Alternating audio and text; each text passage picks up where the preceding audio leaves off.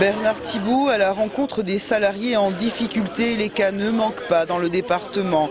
Entre la fermeture de la Camif, la grève dure de Météo France ou encore Molex. Lorsque j'entends le président de la République dire « je ne permettrai pas à des entreprises de profiter de la crise pour des plans de restructuration qui ne se justifient pas », moi j'attends qu'il passe du discours aux actes. On ne peut pas laisser des entreprises mettre sur le carreau des centaines de milliers de salariés parce que c'est ce qui risque de se produire si se multiplie ce genre de situation.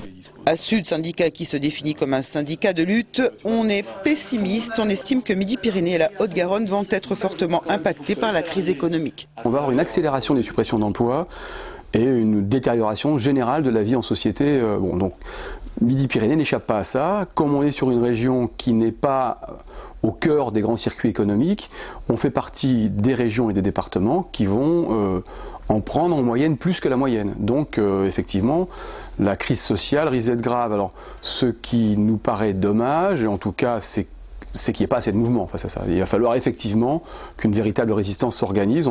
Bernard Thibault appelle à une mobilisation de tous les syndicats en espérant que devant la crise économique et les plans de licenciement, il y ait un sursaut des citoyens.